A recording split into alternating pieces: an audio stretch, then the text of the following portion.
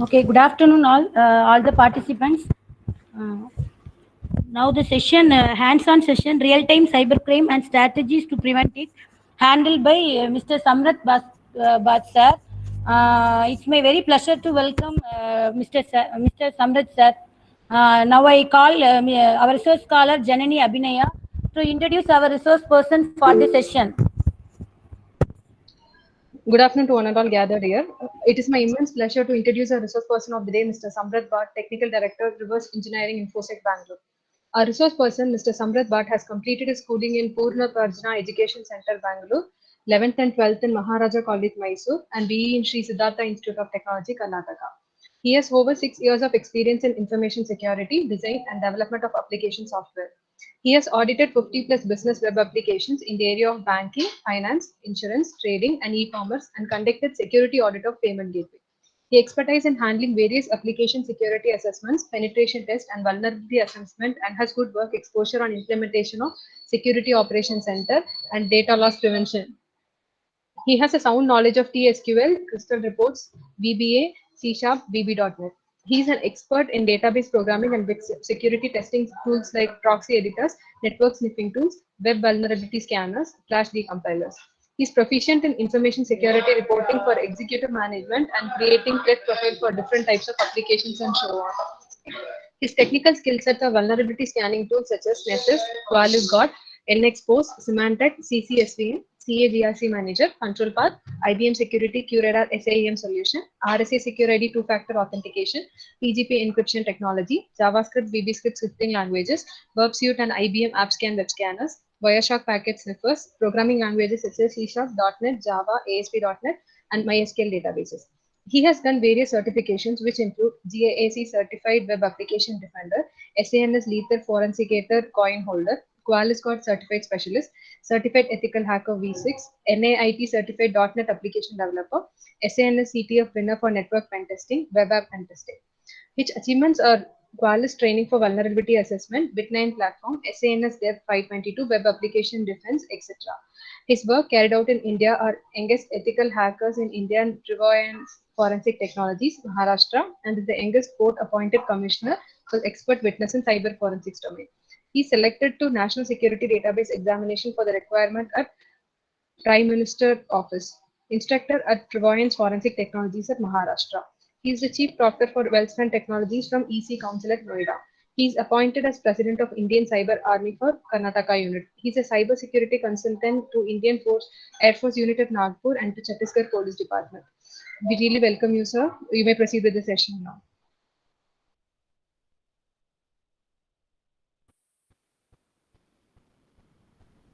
Am I audible? Hello. Yes, sir. Thank you. So I'll just share my screen. Sir, Samrat sir. Yes, Sir, yes, please unmute your video. Unmute your video. Parts. Yeah. Resource person, please unmute. Sure. I think is it visible? Yes. Now it's okay. Now it is okay, sir. I'll just share my screen now.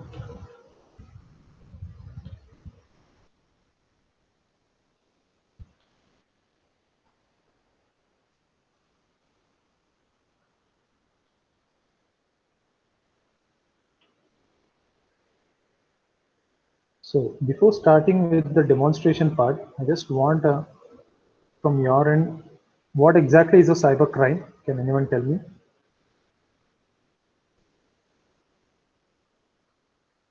You can just unmute yourself and answer me, or even type it in the comment section also. Am I audible? Hello? Yes, sir. Your voice is audible. Yes, yeah. So can anyone tell me what exactly is a cyber crime?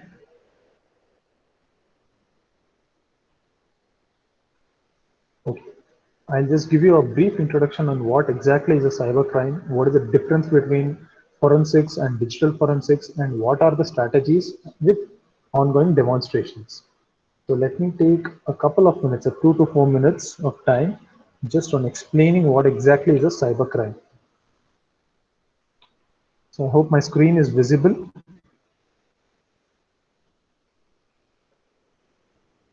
Yes, Can sir. anyone just, yeah, great. Okay. So what exactly do you mean by cybercrime is? Cybercrime is a crime where there is an involvement of any kind of digital device. It may be online or offline. There should be an involvement of digital device. Then it is automatically termed as cybercrime as per Indian IT Acts. So what exactly cyber forensics is? Cyber forensics is a part of forensics. When we say what exactly is forensics, forensics means 4 and 6. So when we add 4 and 6, it is the sum will be equals to 10. So that is 1 or 0. 1 is either positive, 0 is either negative. So we have to find out, it's a post investigation scenario after a crime. So cyber forensics is a part of forensics, is a branch of digital forensic science pertaining to legal evidence. So today catching criminals is very easy for the police people, but submitting in the court and conviction is totally less than 10% today. So why is that? Because it's not submitted in the form of evidence. So which means a legal evidence when I speak about. So that is the reason cyber crimes are increasing, conviction rates are decreasing. Everyone are falling as a victim to the cyber crimes. So cyber forensics, there are three kinds of categories in it. So I'll come to the demonstration part. Before coming to demonstration, I'll just give you a brief insights of it so that it will be very useful. So cyber forensic categories are, first thing is computer forensics, a crime which is performed using computers. Another one is mobile forensics. So where the crime is performed using mobile, there is a mobile device. Another one is forensics, network forensics, so which means a crime is performed using networks. I'll give you each and every examples. Can anyone give me examples for what exactly would be computer forensic? That is a computer crime. You can just unmute yourself and tell, or even just enter it in the comment section also. Okay, I'll just give you an example. What exactly is an example for computer forensics? For example, if someone sends an email, which is a fraud email, saying that I am a CEO of a company, I am hiring you, so you need to pay me some amount or anything, and sends it to anyone. So it's a fraud message. So which is being sent by a computer, it may be laptop or a desktop. Such a crime is known as computer forensics. Same crime, if it is performed through mobile, it is mobile, even including your sharing of WhatsApp videos or anything, any kind of communal videos which is being shared, or fall under mobile forensics. That is mobile crimes. Network forensics, again, if you are threatening anyone over a phone, that also becomes a network. That's nothing but a GSM network. So, is there a need for forensic science? Yes, there is a need, because this is completely technical crime.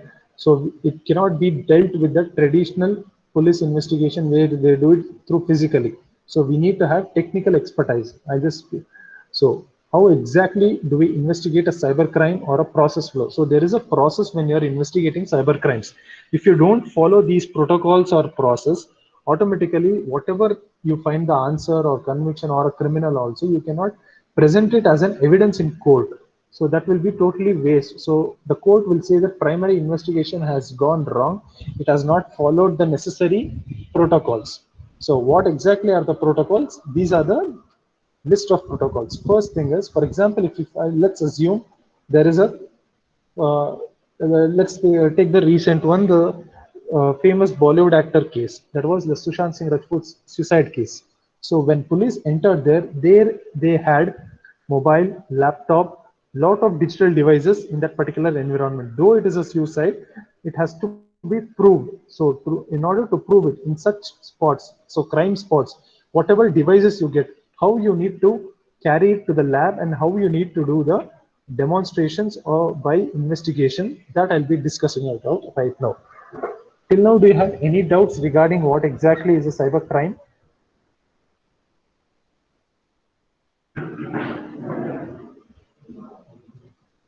Am I audible? Just to confirm. Yes, sir. Yes, great. Okay. So, if you guys, can anyone tell me if you have any doubts, or can we move further? And just come to the demonstration part. You need to know these particular steps before moving to the demonstrations. So the first step, whenever you go to a crime spot, what exactly you need to do is first identify the computer crime. So identify the crime in the sense whether it is a crime performed by network, whether it is a crime performed by mobile, or whether it is a crime performed by systems or desktops or laptops. So first you need to find it out. Then you need to do collection of preliminary evidence. Collection of preliminary evidence in the sense what and all digital devices are there in the crime spot. It may be a memory card, it may be a data cable, it may be a mobile, it may be a laptop, it may be CD, floppy, anything. You need to collect the preliminary evidence. Third thing is you have to obtain a court warrant for seizing it out. Before doing all these things, you have to have a court warrant. So assuming that you are a police law enforcement official itself, you have to do it out, because the police people have only assisting authority, they don't have certifying authority. Keep that in mind. They cannot take anybody's phone and give a report on it. They can only take the phone and transfer it to the lab, only assisting authority. So the certifying authority is forensic department. It is no FSL. If it's forensic science lab. So every state will be having a forensic science labs. So it is the alone authority for forensic investigations. So after that, we need to do an activity called first responder procedures. What exactly is first responder procedures is first when I'll come back to the fourth method, the first responder procedure. While doing a demonstration, you'll get to know it's a paperwork. After doing that, like first responder procedure, then you need to seize the evidence at the crime scene. Seizing in the sense you have to take it in a protocol way. For example, if you get any mobile device or anything, you cannot directly take it from your hands and put it in any kind of bag. You have to take any digital device and put it in a bag called Faraday bag. I'll just show you an image of it. Let me show you the Faraday bag image. This is the Faraday bag or Faraday box. If it is a laptop, you have to put it. Why do we put this particular device in this box or bag is, suppose it should not, the evidence should not be manipulated. So even through a network also you can send a virus and corrupt the whole device. So if you put this device in this particular bag or box, no network will be coming. There is no RF wave will enter into it. So this is the necessary procedure. First thing is when you seize any device, you have to seize it and put it up in these particular bags, which is known as Faraday bag or Faraday box. Any doubts on it? So after evidence of crime scene, then you need to transport the evidence to forensic science lab. So once you put it up, the next step is creating two bitstream copies of evidence. Now, when we say bitstream copies, here comes a process called imaging and cloning. Has anyone been aware of what exactly is cloning, or is cloning and copying the same? Can anyone answer me that? Please don't hesitate to ask me the questions. Do you know what exactly is the difference between cloning and imaging? I mean, cloning and copying. Okay, I'll just tell you what exactly is the difference. Working is the same. So no, what here I'm not asking the working, but the procedure. What exactly is cloning and what exactly is copying? So there is a difference between cloning and copying. Whenever you seize a device from the crime scene, you have to have it out. So cloning is equivalent replica. Then what is copying? Copying is also equivalent replica. The only difference is, for example, just imagine you've gone to a crime scene, you have a pen drive of 16 GB pen drive in it, on the crime scene. So if you are doing copying, what happens is in the 16 GB, assume 16 GB pen drive has around 4 GB of video files. So if you are copying, you will only copy the 4 GB files. You will not copy the entire bit stream of the pen drive, that is 16 GB. But if you are cloning, you have to have an equivalent another pen drive itself. Let me show you an image.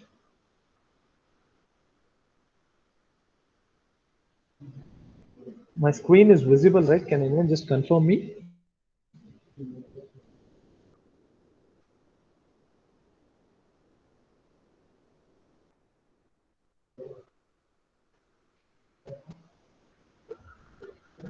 Yes, okay, great.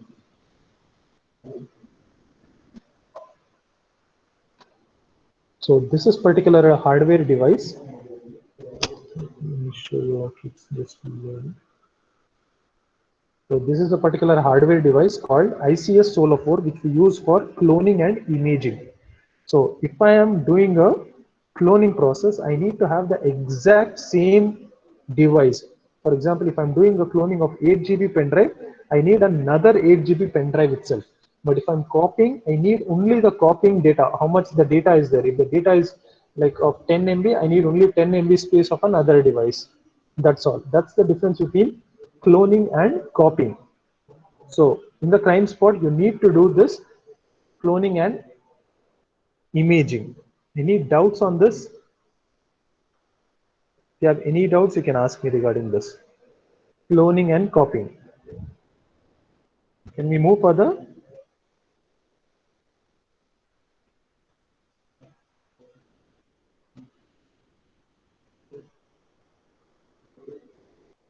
Great. Okay. So while doing cloning, before doing cloning also, we need to do another process, which is a part of our investigation called write protection.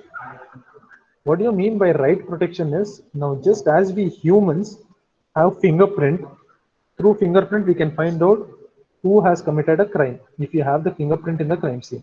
Similarly, every digital device have a special feature called hashing, which means hashing, which it generates a hashed key. For example, if you take a pen drive, if you insert it to a device, the hash key will be, a new hash key will be generated. If you remove the device, a new hash key will be generated. For every digital activity, a hash key is generated. It's a special feature in every digital device. Using this hash key, we can find out the last access time of any particular hardware device, any particular hardware digital device. So that is known as write protection. So while doing investigation, you shouldn't alter or access any other data also. For that, what we need to do is write protection, which we call, let me show you how we do it out using the tool. So this is a write protection tool. You might have seen it even in your labs also. If you insert a pen drive, it will not work in certain systems because it's write protected. So in the crime scene also, you have to do the portion of write protection before doing imaging and cloning. Once you do this write protection, then you can do it out. Let me show you an example, a small demonstration itself.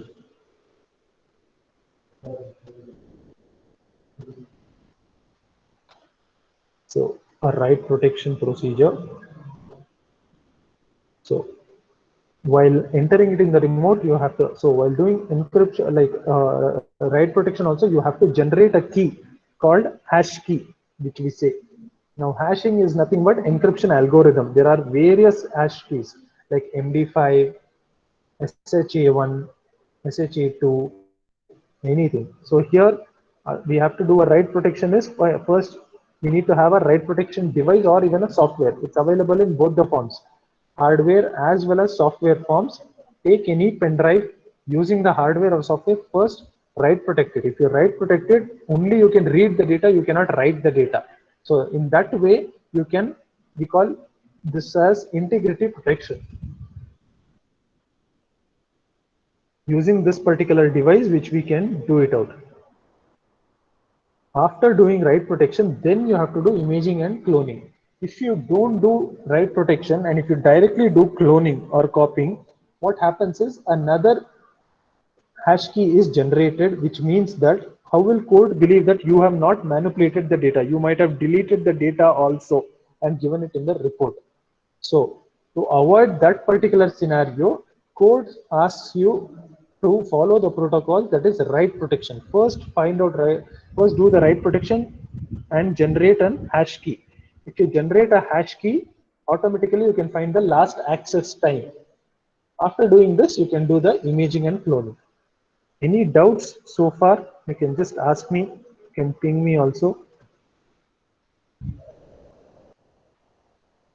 You can just enter it in the comment section or unmute yourself also and ask me the question if you have any doubts.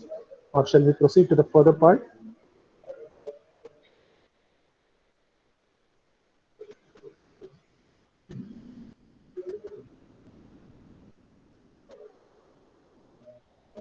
Am I audible?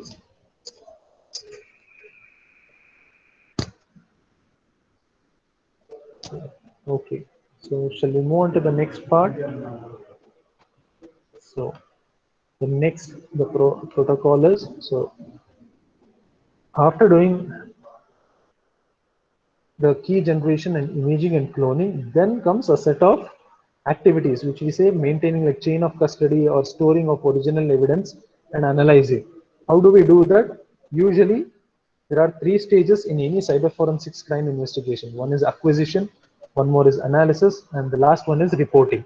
So acquisition part, now we have done it out. Acquisition is nothing but taking the device, putting it in the Faraday bag or Faraday box, then write protecting it and generating a hash key. Now comes analysis. What exactly do we mean by analysis? We can do lot many of analysis. Let me show you. So these are all the softwares as well as hardware companies which provide cyber forensic solutions. I'll be sharing you the presentation. Don't worry on it.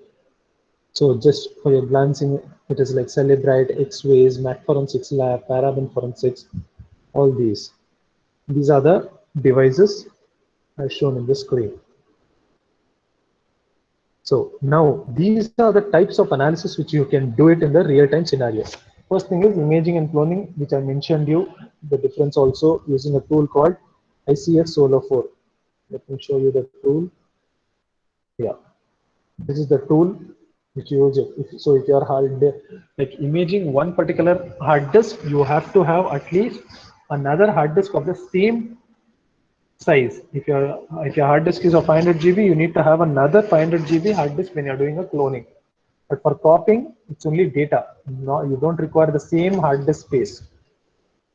So that is the first part. Second thing is write protection, which I mentioned, where you can only read the data, not write the data. You have to follow a protocol for it. So the next one is data recovery analysis. Data recovery in the sense it may be like deleted data also. Now you can recover a deleted data, but only on one condition. For example, you have a D folder called D drive. In D drive, you have some photos. You have deleted it. So once you delete it, how do you recover it is, you can recover it until and unless you don't copy any other file in the same location. For example, if you have in D drive a file, you have deleted it. In D drive, no other file should be copied. If no other file is copied, you can recover the deleted data even after 10 years. If you have overlapped with any other particular file, then you cannot get the deleted data. Any doubt on it? You can ask me.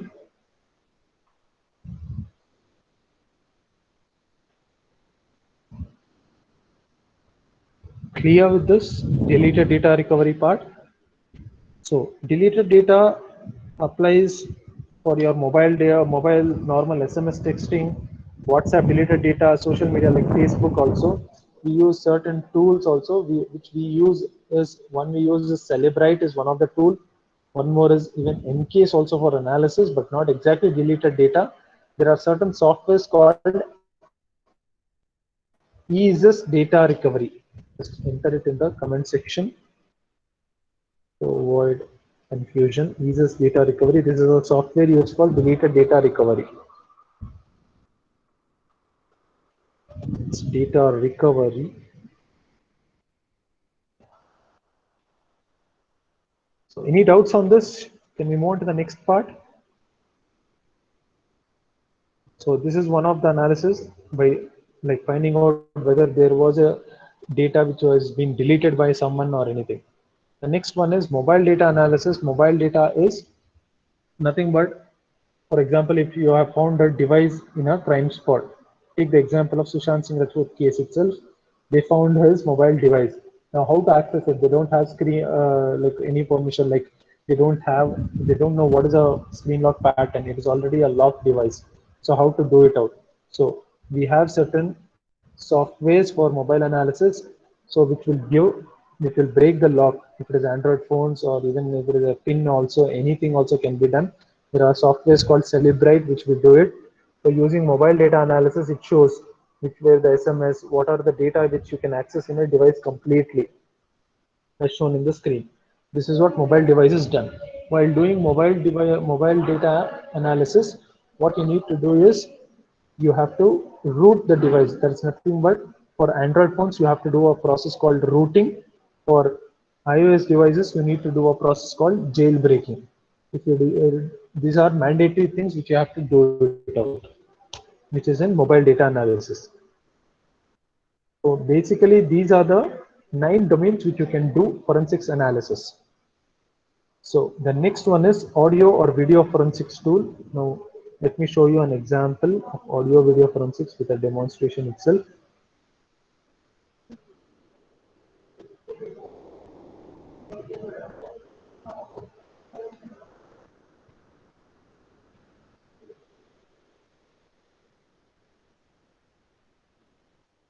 So suppose you have been in a crime spot and you have a CCTV footage where it shows a culprit has come and gone. How do you identify it? So I'm showing you in a scenario where a culprit is moving in a car. You have to find out the car number. You have the CCTV footage image. So let me show you the CCTV footage image. It is in this particular scenario.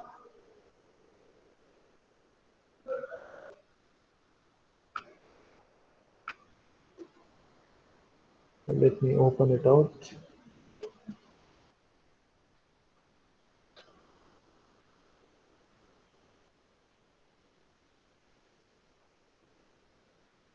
So this is the image. So here the footage is not clear.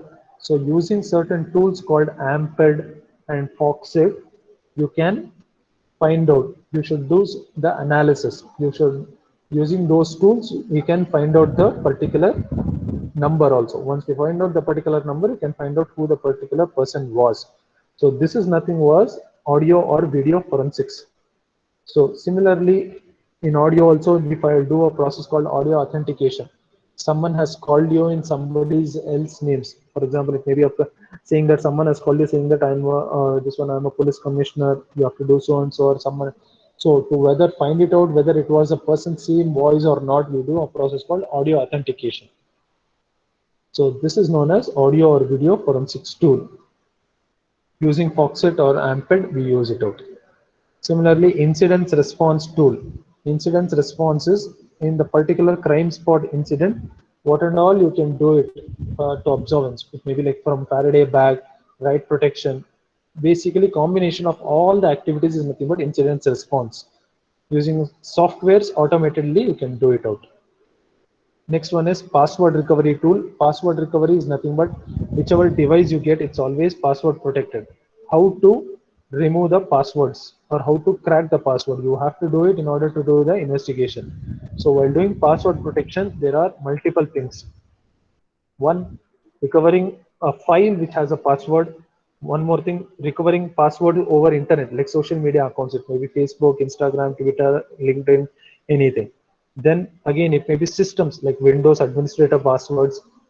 Then it may be memory or hard disk, which is encrypted. So that one also recovering. Then recovering password from standalone systems. So these are the types of password recovery. We have password recovery kit itself for this, which we do it out, which the forensic science team does it out.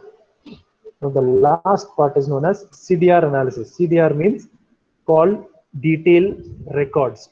So how do we get it? How do like police find out the exact location of a person? Because they have a complete access with the ISPs, that is internet service providers completely. What exactly, where the person is with the latitude and location, they do it out. So let me show you an example. What exactly is a CDR example would be. If you have any doubt, please don't hesitate to ask her. So here is a CDR. Let me give you a CDR file. How exactly using CDR. So this is a file of CDR. I'm just opening it out. CDR means it's an particular tower location, tower details of a particular number. So it will be like this. I hope the screen is visible. Can anyone just confirm me that? Yes, sir. Yeah. So this is how the CDR would be. A party A calling. Party A will not at all change. It is a by default any one particular number whose number we are doing. Party B is nothing but the list of numbers he has called, the date, the time, the duration, whether it is an SMS, and the cell ID. Cell ID means it's nothing but the tower ID, the tower which we see IMEI number of the device, IMSI number. IMSI is for SIM card, IMEI is for device. And first cell ID, roaming, connection completely. So this is how a complete CDR will be there. Here you have to do analysis completely. So what kind of analysis they do? It's all basically who called whom, at what time, how it is, with the location, with the latitude, longitude, these will be done. This is done by CDR analysis, which is exclusively done only with the police department and law enforcement agencies. No other entity can do it out. Clear with this? Any doubt on this?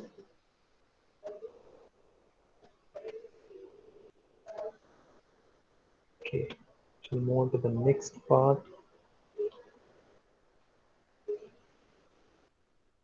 So basically, when we get a SIM card, what and all are available in SIM card? SIM card has a unique ID called IMSI ID, which is International Mobile Subscriber Identity. So using this particular ID, they find out who is the particular person who is registered with. So these are the details which you can get. Last numbers dialed, abbreviated dialed numbers, which is in the phone book, the SMS, text sent, received, even deleted also you can get it just by the SIM card. So if you drop your SIM card, these are the things which you can get it out.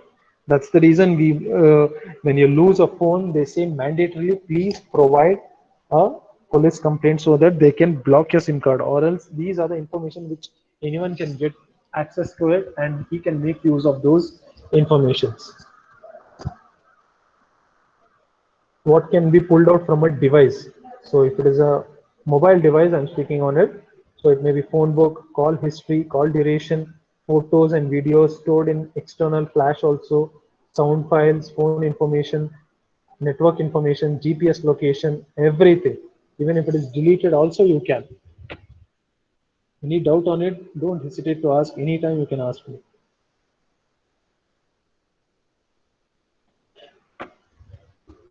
So these are the devices even from the iPhone also which you can do it out. You can pull out completely. Even BlackBerry also limited deleted data acquired, but the data is available to be pulled out from this particular device also. So we do 4 type of analysis in mobile forensics. One is screen capture, so and chip analysis, physical analysis. Last one is logical analysis. So chip analysis is using the chip, basically the electronic chip. Using that we pull out the data. Physical analysis is using the softwares, we access out and pull out all the data. Sir, I want to ask a question. Can I? Yes, ma'am. Sure, please. Sir, actually, a few days back, my mobile has been corrupted. Okay. All the mobile functioning is going well, but the memory is not showing. All my photographs and the memory card data has been lost. So, do you have, sir, I tried it on the system, but system is giving an error that your memory card has been become as an internal corrupted. storage. No, sir, it's not been corrupted, but Okay. during installation of my memory card, I have made it as an internal storage. Okay, So, internal storage. Okay. yeah, The thing so is, the data can't be retrieved from that because system, my laptop is saying that it can't be retrieved from this since it is it acts as an internal storage and you can get it from your mobile itself. So is there any option to get data from memory card in this case? yes, it is. We have a tool called PC100. It is a hardware tool where even like from the memory card, even if it is broken into pieces also we can get it, but not again 100%. to only some extent. Here, forensics today, there is no one tool which provides 100% results. But some of the data definitely can be acquired. We have to look into it. So it is a paid or open source? Yes, it's paid. None of the forensic softwares are open source today. Only limited version is open source. That's all. Okay, sir, the tool name is PC100. Yes, PC100. Okay. Thank you, sir. Sure. So screen capture would be, the device would be like this. Just they place the device, completely the device would be captured, complete the information would be shown like this, as shown in the screen. This is known as screen capture. These are all done by the forensic science labs, not by the police department. As I said, police department is only the assisting authority. It is not a certifying authority. So when it is logical analysis, it is by through the chip, which they do it out. Active data, which we call. Physical, it's through the softwares, as I said you. XRY is one of the software, UFED is one of the software, as well as hardware also. So this was on mobile forensics part. So any doubt on this, I can answer you before entering into another type of crimes today, which is known as darknet crimes. So before that, if you have any doubts, you can ask me.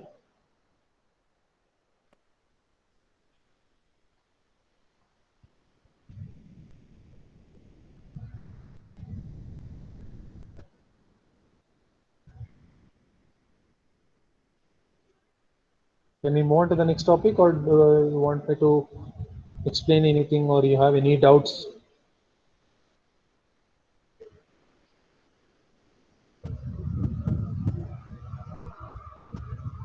Okay, we shall move on to the next part then.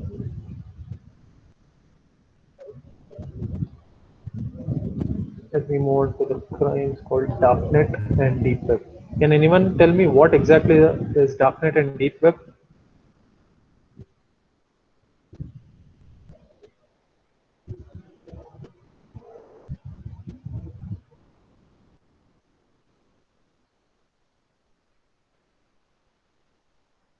Any answers? What exactly is darknet and deep web?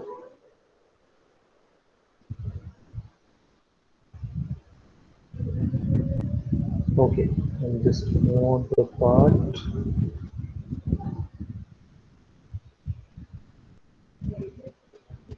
So there are three kinds of layers or markets or whatever you call it out, or web basically.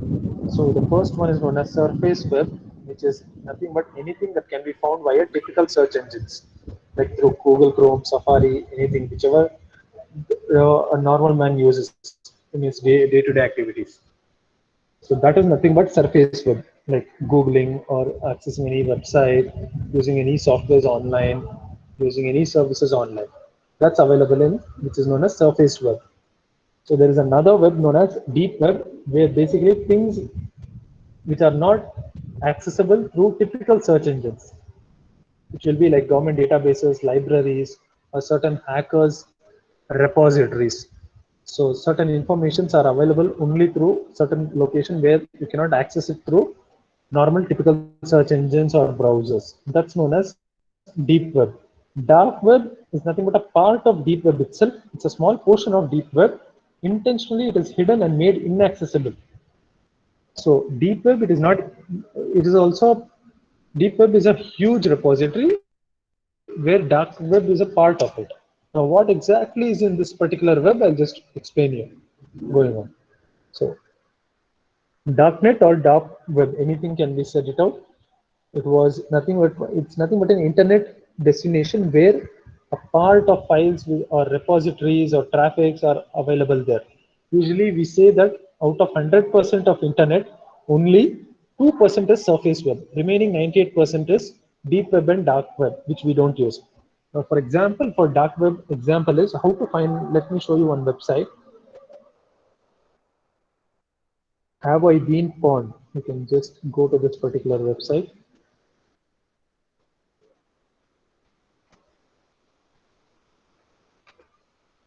So just enter your email address. It will tell whether your email address is hacked or not. So let me take my email address itself. You can try it with yours also. Try this demo with yourself. It will tell whether your email ID passwords were hacked or not. Now, hacked in the sense, where was it hacked? It is nothing but in the darknet layer. You click on the column pawn. So here mine it shows no pawn. It means it is not hacked. So let me go with my another email ID.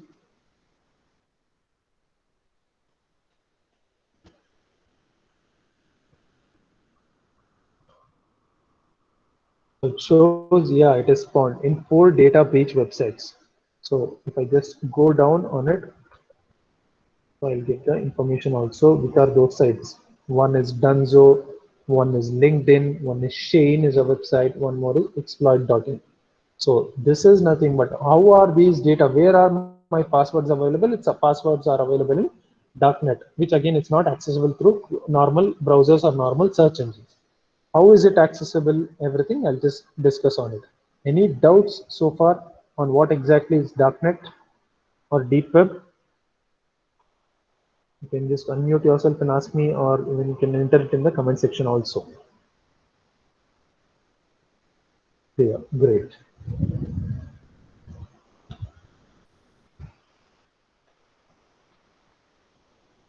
So the difference between darknet and deep web is it's nothing but a part of darknet. Deep web. Darknet is a part of deep web. That's all. It has a lot of markets, and there is a different currency which runs it, which we call it as cryptocurrencies. You might have heard about it, Bitcoin, each and everything. I'll explain you one by one what exactly it is. Example of darknet is there is something called Silk Road, which was founded in 2011, which is considered as first darknet market. It was shut down by government authorities in 2013, but still there is a market which is available called Silk Road automatically, where lot of terrorism, terrorist activities, illegal activities takes place. So advantages of darknet is one is whistleblowing. For example, what exactly is whistleblowing? You want to disclose the information without revealing your identity. That is nothing but whistleblowing. You can do it here in darknets. Secure drops. Secure drops are nothing but secure messengers like WhatsApp itself. WhatsApp is considered as not safe. So you have some secure drops in darknet which you can use it where no one can try to hack it out. Same thing for Facebook also. What you use Facebook, we have Facebook core there. Same for like Mozilla Firefox, we have something called Fire Chat. Similarly, activities in darknet like doxing of VIPs, like blackmailing of VIPs, your PAN, BIN, payment cards, everything's are for sale. Just go do a payment, you'll get anybody's information there. Guides for opening fraudulent accounts, proprietary source code. So which means any software company which they are developing a whole software, their whole source code is available. Dumping of database, connection between employees and illicit contents. All these things are taking place in darknet. So there are certain dark web crimes also called murders, which is taking place for hiring, the underground market, contract killings, blackmailing or extortions like for pornographies, illegal drug sales, arms sales, sex trafficking, terrorism, child pornography. All these are the activities which take place in darknet. So India's first darknet case was found out in the year 2018 by NCB, that is Narcotics Control Bureau, based on psychotropic and narcotics, that is on drug matters. It was deposing 21-year-old and retired army officer son in Lucknow. Who uses darknet? Now, darknet is not alone used by criminals. It is used by law enforcement agencies also. Lot of spies, lot of police officials, everyone, as well as the culprits or criminals, hackers, wherever we say. So they use a separate network called onion network, where every second their IP address will be switching out.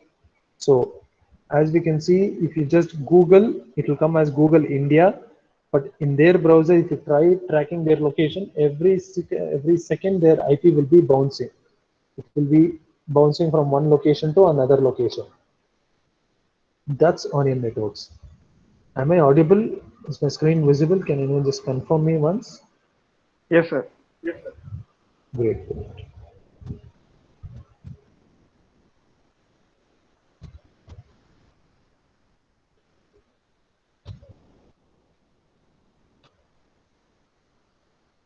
So next, how do we access the darknet? Now, accessing darknet is you need to have certain IPs, certain servers called blade servers, certain browsers, everything. So these are the email providers of dark webs called Proton Mail, Torbox, BitMessage, RiseUp, Lelentos. So whoever uses these email IDs, they are using dark web. That's an indication of that they are aware of dark web and they are in dark web. Similarly, search engines, just like Google, DuckDuckGo and all we have. Similarly, here there are search engines like Torch, Grams, TouchGraph, Onion, URL repositories. All these things are available. These are all the search engines. So now the whole market is running on a currency called cryptocurrency. It may be Bitcoin or many other cryptocurrencies. How many of you have no clue on what is cryptocurrency?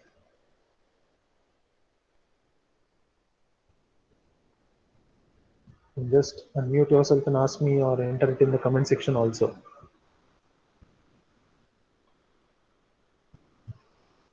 Okay, cryptocurrency is just like a currency, just as we use rupee itself, but it is not controlled by any government. And you will not get to know who has received it or who has issued it also. So that is nothing but a cryptocurrency. It's nothing but a digital piece of data itself. So in India, is Bitcoin trading legal or illegal? It's still under a conflict of discussions and it's in the court still. But as of now, at present day, yes, Bitcoin trading is legal in India.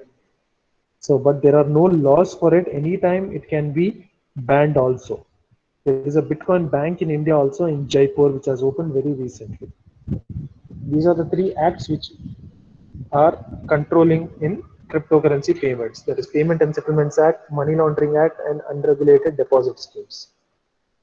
How to purchase Bitcoins? So these are the websites sources. One is abra.com, changelly.com, localbitcoins.com. So they run on a server called Blade servers. Usually these are all the servers which are located in Russia, Ukraine, all in the East Asian countries. So where none of your data will be available. You can delete your data anytime. So when the police try to track them or law enforcement agencies try to track them, it's impossible. It's a high configured system, like minimum is of 64 GB RAM. All these Blade servers are. So there is another one called zero-day vulnerabilities. Zero-day vulnerabilities are nothing but the weaknesses or vulnerabilities which are not at all found till now and they are making use of it. For example, WhatsApp can still be hacked. Still, WhatsApp people don't know which is that vulnerabilities. Such vulnerabilities are known as zero-day vulnerabilities. If you find such vulnerabilities, there is a website called ZeroDM. You can just sell it out there. So such, this is known as warfaring, which take place on high risk vulnerabilities. You will be paid up to 2 lakh or 25 lakh dollars. So to get more information on darknet, there are movies, which is I have given a list. You can just go through it if you are very much interested on it. I'll be sharing the presentation anyhow. Any questions you can ask me. Other than this, all the procedures which we use in cyber forensics, I can discuss on it. If you have any doubts, you can go on asking me right now.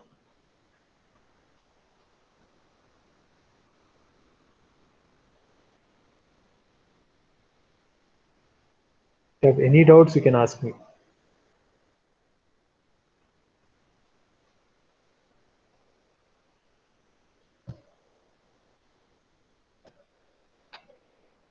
So these are the list of things which we do in forensic analysis. Right protection I have discussed. Steganography. Steganography is nothing but hiding information in an image. For example, let me give you a task saying that extract some data in this particular image. So I'm just opening an image file. This is the image file. So there is a data hidden in it. How to find it out? That is nothing but steganography. So we use it using certain tools called steghide, which is available in Kali Linux operating system itself. And that's how we do steganography. Next is RAM analysis. Basically, this we do it in the like multinational companies, whichever systems they use, how the what, because whatever they use, they delete the trace there. So we do a process called RAM analysis, which goes up to finding out what exactly happened in RAM also, other than hard disk, because it's a volatile memory. Next is password attacks. I have discussed about phishing. Phishing is nothing but a fake duplicate page or a website which has been sent to anyone. How do you find out whether it is a genuine page or not? Just go to a website called virustotal.com. Once you go to virustotal.com, whatever the file, you may get an attachment or a link or anything, just come and upload it here. If it is a URL, just upload it here. If it is a file, upload it here and click on the search option. It will tell whether it is a fake file or a genuine file or a phishing site or a phishing email or a virus or anything. It will completely give you the information here.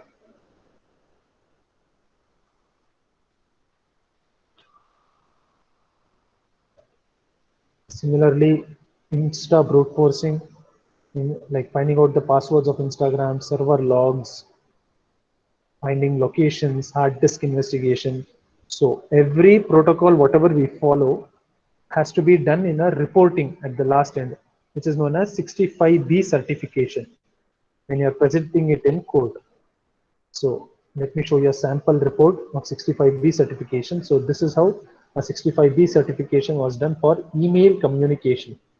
So it shows here certificate of 65B certification of Indian Evidence Act issued in relation to the printout of the screenshots or downloaded copies of certain date, which is downloaded from certain email account.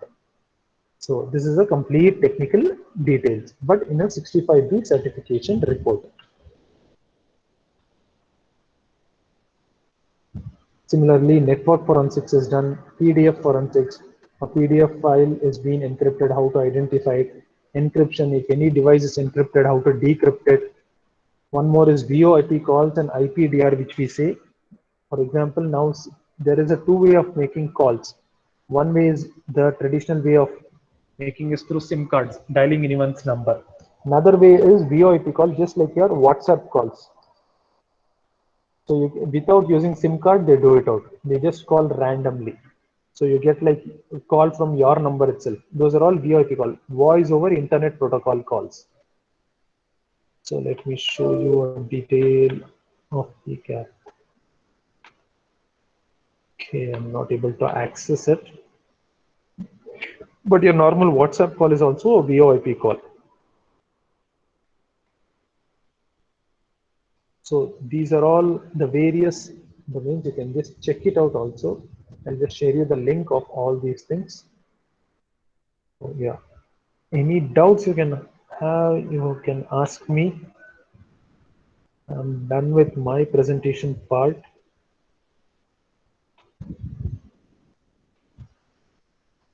Where to get the police training web portal for local study. This is actually a portal developed by us, especially for training law enforcement agencies. You can visit our website. We have courses dedicated. Let me share you the link of our website.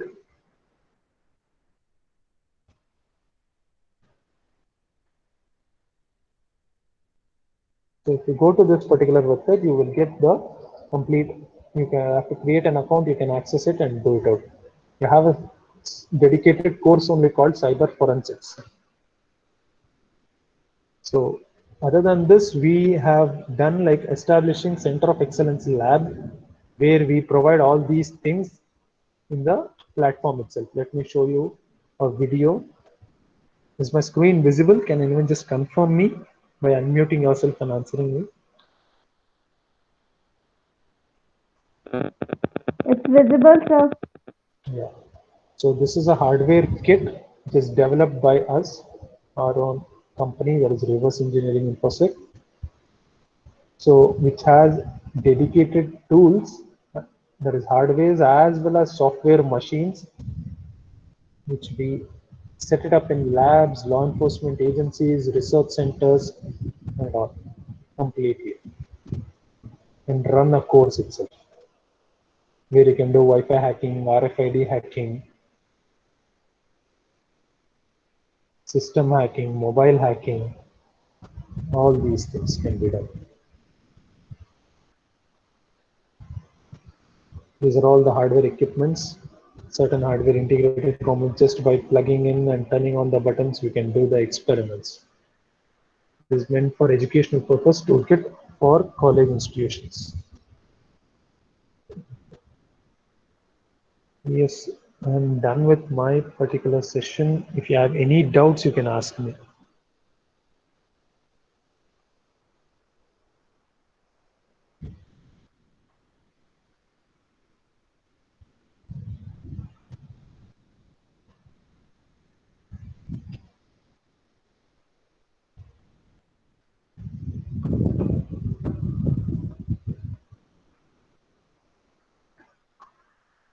You can just unmute yourself and ask me, or you can just even drop it in the comment section also.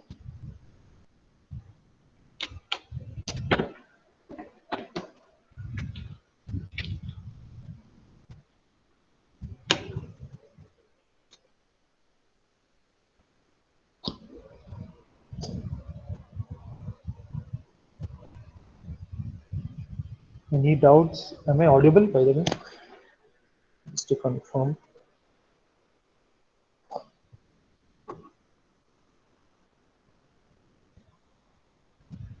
Am I audible, by the way? Can anyone just confirm?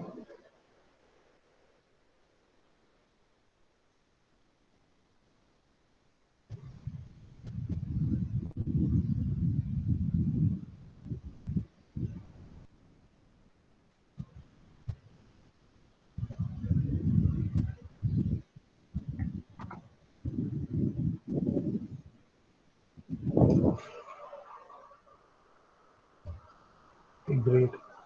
So if you have any doubts, if you want me to repeat any concepts, or if you have any clarifications, you can ask me.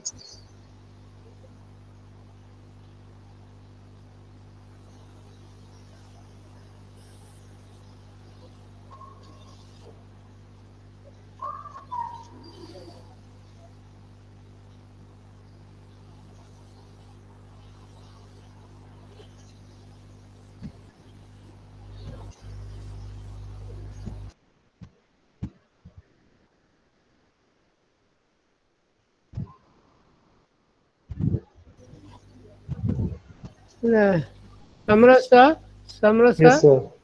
sir, actual timing 3:30. Can you proceed another half an hour? Yes, sir. Okay. Okay, sir. I'll just take up some more topics which I can do it out. I have a question. Okay, how to recover a corrupted hard disk? So that's what hard disk. First thing is, we cannot directly recover it on the device. First, if you want to recover the data completely, first what we do it out is using, we have certain tools called Celebrite. Let me show it to you.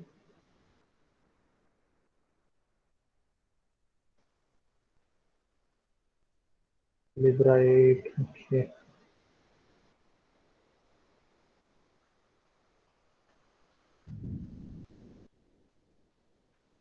We do using logical analysis as well as physical analysis like XRY or UFED. Using this is not only for mobiles, even for hard disk also you can do it out.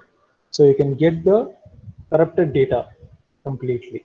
But again, not 100%, it depends on what extent, because memory corruption can happen in multiple formats. So on which format it is, how it is, again on the device, all these things come into the considerations. Looking at that, but we can definitely recover a corrupted hard disk device also. Yeah.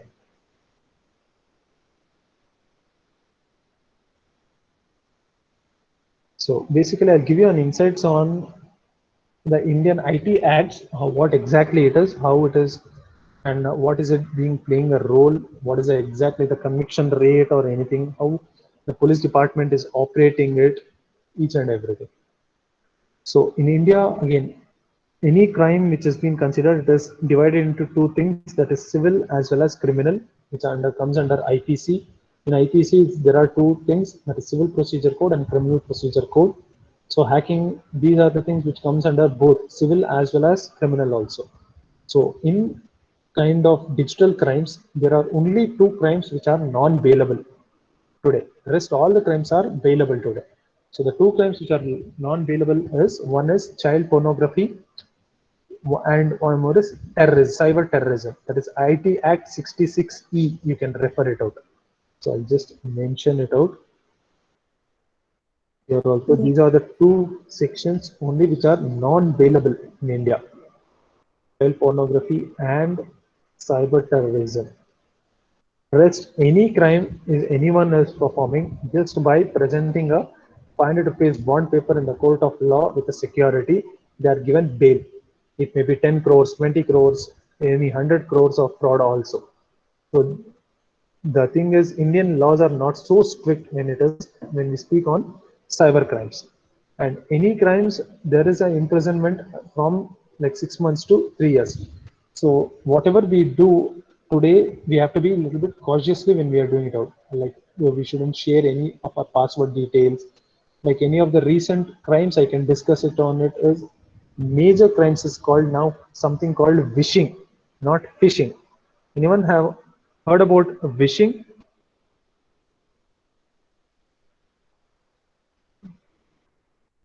Is VISHING. Yes. Can anyone tell me what exactly is wishing? Shashikant, sir. Yes, you mentioned. Yeah. Voice over phishing, exactly. So basically what they do is, some people, they call you and they say there is something now, something called eSIM cards, electronic SIM cards. You don't require to have physical SIM cards. So electronic SIM card. So they call you and tell you that we are upgrading your SIM card to eSIM card. So just scan our code, and they send you one particular code. So if you scan that particular code, what happens is automatically your SIM card will be deactivated in your phone and it will be activated in their phones. So all the OTPs, all the SMS, everything is available. Your UPI IDs, everything is available there. So be careful of those things. Those are all wishing, which they purposely try it on you. That is one thing. Second thing is the hacking, or like the fraud which takes place over any desk on Truecaller. So what happens is, these particular hackers, or which is not exactly hackers, they are called cyber criminals. What they do is, they put their particular website details in Google, and they make sure that in search engine optimization, everything comes in the first. So when you enter Airtel customer care, it will not, you will not get the Google, when you Google it, you will not get the original Airtel customer care. You will get their particular Airtel, their numbers. So when you call them, you are automatically falling a prey to them, and they will ask you to give an access for whatever the problems you are issuing, like through any desk or Truecaller from your system. And once they access it out, they have certain softwares, ready-made scripts, which automatically they will run and get your complete access of your system. Now, for example, can you please show a live demo of any kind of scanning using a self-developed kit? What kind of, when you're asking scanning, can you just be elaborate? What kind of scanning would you like to, you're asking, sir?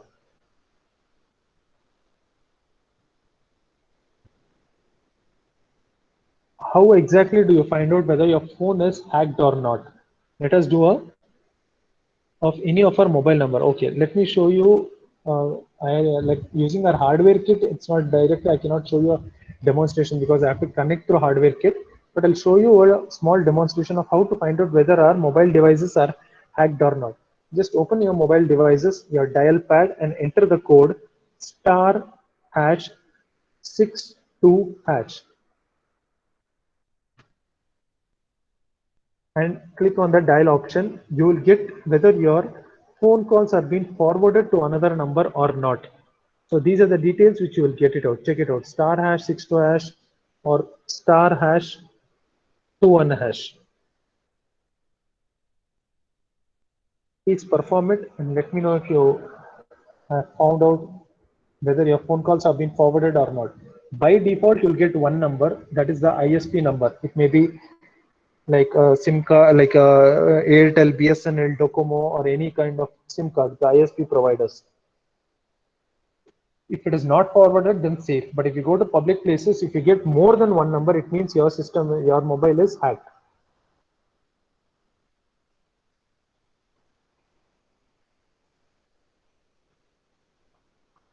So that is how you find out whether, one way to find out whether your mobile is being hacked or not. Similar way to find out whether your system is hacked or not, just go to the terminal, enter the command cmd, that is command prompt.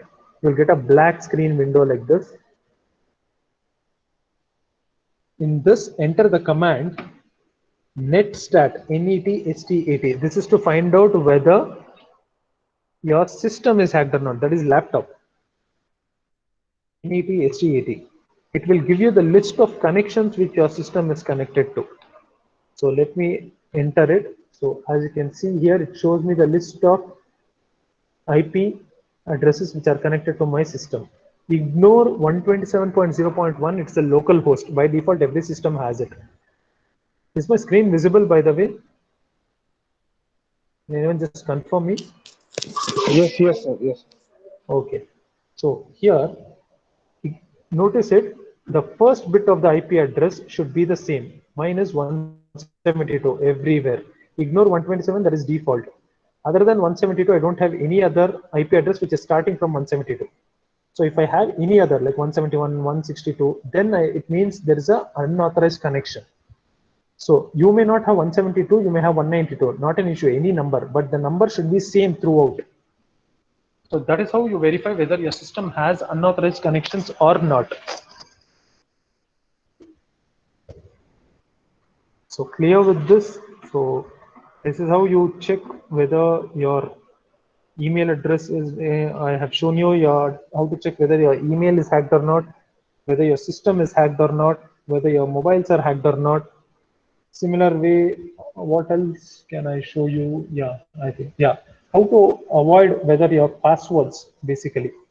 How to have a strong password. Today, how much of a strong password you have, there is no issue. There is a way where everyone can hack it. So for that purpose, you have something called a devices called two-way authentication cards. Let me show it to you.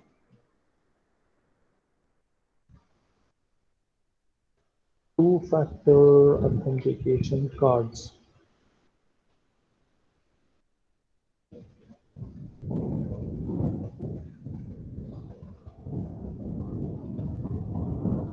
So this is nothing but a card. Once you purchase these particular cards, so you can integrate like your Facebook, your bank accounts, everything to this completely. You can go through a video. So if you use this card itself, you can access your account. So no one can hack else. So there is no other person who can hack it. This is how you can make sure it's available for from 1,000 rupees itself in Amazon also. So please make use of these particular cards, because how much of a strong password you have, it's of no use, because certain softwares and algorithms can easily brute force it. This is of two-way authentication cards.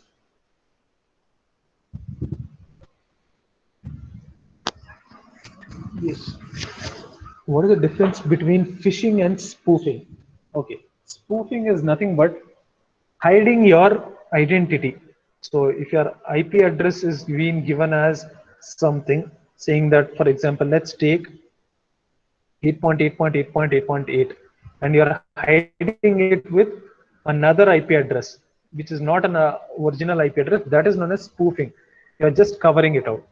Phishing is nothing but you're creating a replica. For example, a Google page you have, you are creating the same Google page of replica, another page. That's the difference between phishing and spoofing.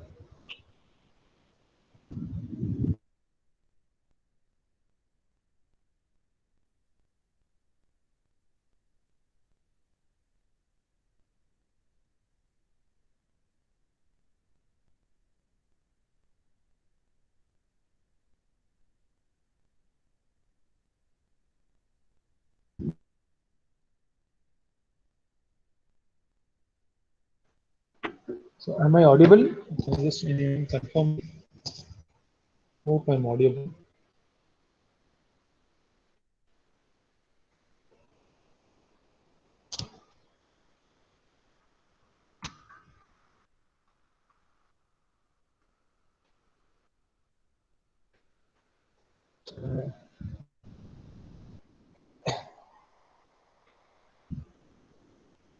Am I audible? Can anyone just confirm me? Sir, you are audible. Okay, great. Yes, sir, audible.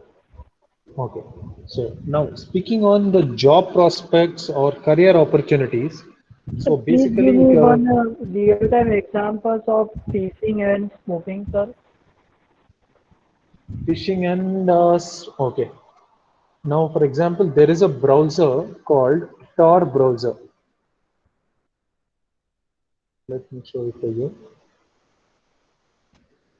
If you are using Tor browser and accessing internet, your actually your original, how to find your original IP address is just go to command prompt and enter IP config. Enter your IP config. So this is your original. This is my original IPv4 address. So when I say my IP address, what exactly is IP address is? Let me show you.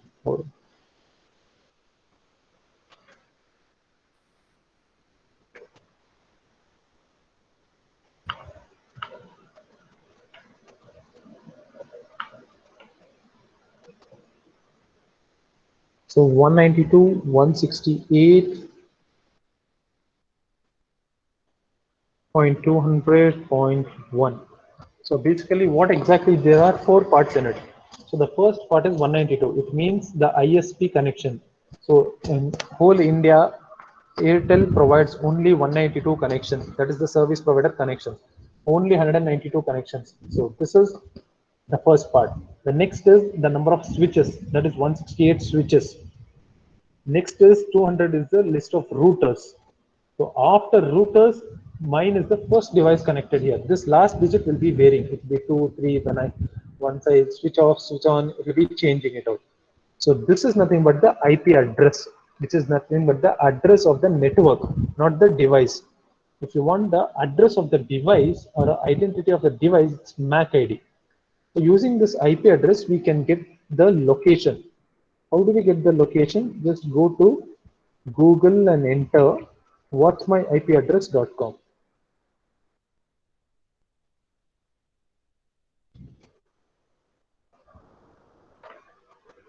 So if you go to what'smyipaddress.com and just place my what's my IP address, it will give me the latitude as well as the longitude. IPv4, this is, it shows me Delhi, it shows everything completely like this. So this is how it shows the latitude and longitude. Now, instead of my original IP address, that is 192 and 148, 192, 168, 200.5, I mask it, and when the police is tracing, I make them sure that a different IP will be shooting them up. It may be like 122, 129.8.2.4. So this is my masked IP. How do I do that? By using Tor browsers. If you use Tor browsers, every second your IP address will be switching. So this is nothing but IP spoofing or IP switching also. So now same thing, phishing in the sense, for example, now creating a same page. Now I have a page of, let me say, Facebook page.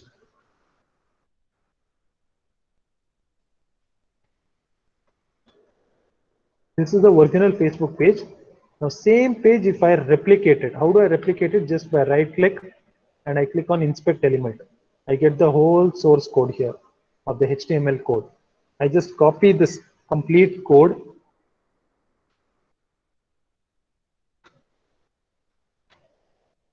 I'm just copying it out and putting in Notepad and again posting it in another server. It becomes the same page but a duplicate page. So that is nothing but phishing. How to identify whether it is a phishing site or not? Phishing sites will not have SSL certificate. What do you mean by SSL? Is secure socket layer. 3 things should be there mandatorily. Let me say on SSL. So first thing is your in the address bar, there are three things which has to be mandatory, and write it down here. First thing is HTTPS protocol, not HTTP. Then a lock symbol. The last one would be a green color bar line, green bar line. These three things should be there for a genuine site. So this is the difference between phishing and spoofing. I Okay, hope sir, I understood. answered your Thank you question, very much, sir. sir. Understood, sir. Sure, Thank you. sure. Thank you, sir. Yes, sir. Any other doubts where I can address? IP fields cannot be more than 255, sir. Yes, sir. IP fields cannot be more than 255 for sure. I just gave a random, I just took a random example. It cannot be 255. I agree.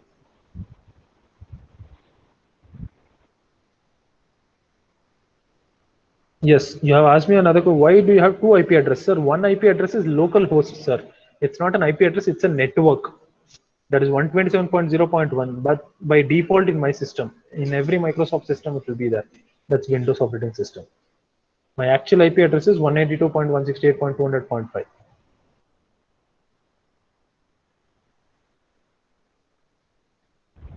Sir, you later Yes, discuss sir. about the 2FA, two-factor authentication, sir. Okay. Yes, sir. So how can be implemented for a public website for a 2FA? Public website, you have to obtain their permission, sir. In their commercial Okay, policies, obtain it the is there. permission. Okay. Yes, yes. For example, your banking accounts.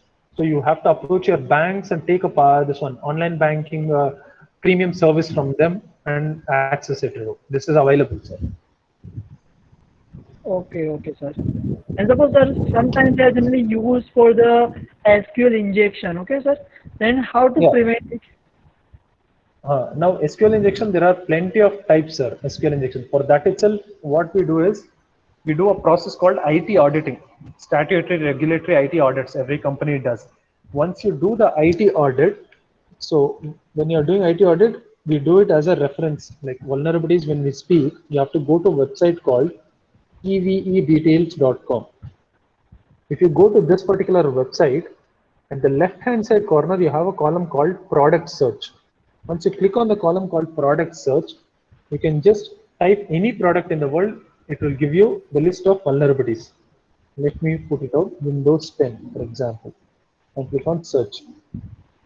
So it shows me that 1111 vulnerabilities are present.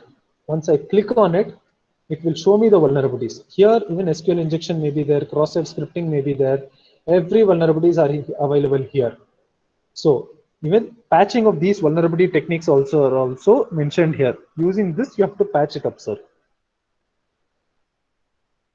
That is how you prevent from SQL injection. I hope I answered your question, sir. Yes, sir. Okay. Thank you very much, sir. Thank you. Yes, can you please share me your command screen again? Yes, sir, I've shared it. You can ask me any doubt on this, sir. So here again, I have IPv6 address. Now IPs also, there are two things, sir. IPv4, IPv6, static, dynamic, public, private. So it goes on differently, but as of for time being, we can only say on IPv4 address. Okay, 200.1. Sir, this is DNS IP, sir, not my IP. This is connection specific. It is given here. One is Ethernet adapters. One more is my device IP. So my device is 192.68.41.1. So this is all networking concepts. If you go on, if you can see here, it is Ethernet mentioned here. This is VM8. This is VM1. So these are two different things. If you know what exactly is Ethernet, how it is, then it will be easy for you to understand of it.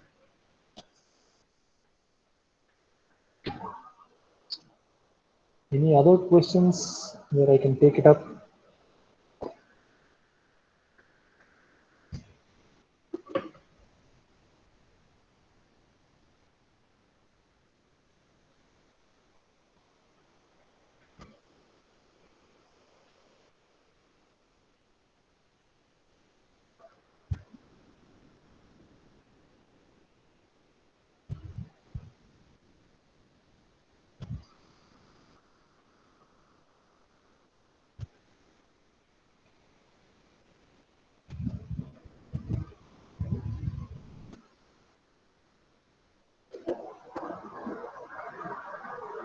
Yes.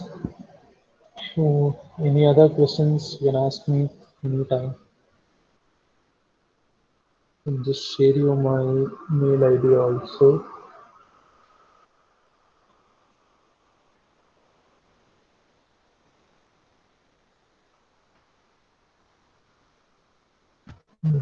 This is our contact details. You can contact us anytime regarding any information.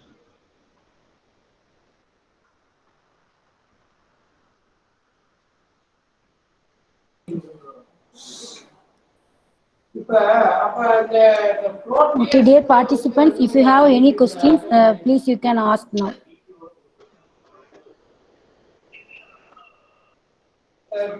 Otherwise, contact sir address. Sir, sir, please Yes, once again present your sure, sure. address.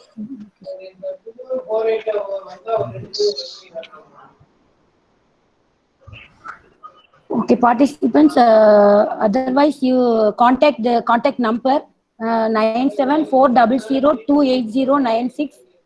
Then 8971263926.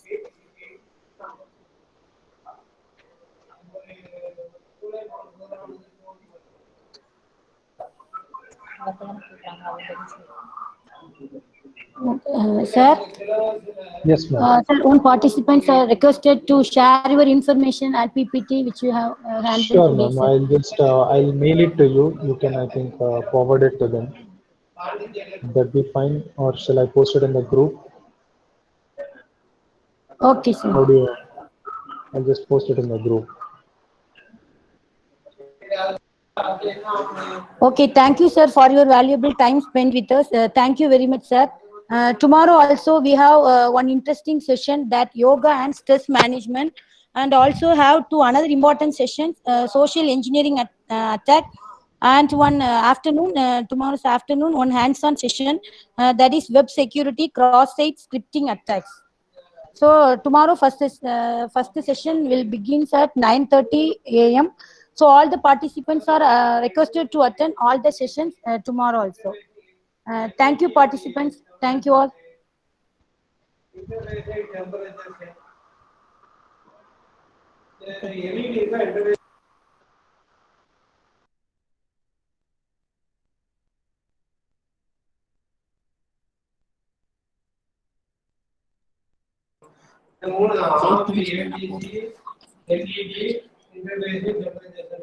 Dear participants, attendance list will be posted in WhatsApp group.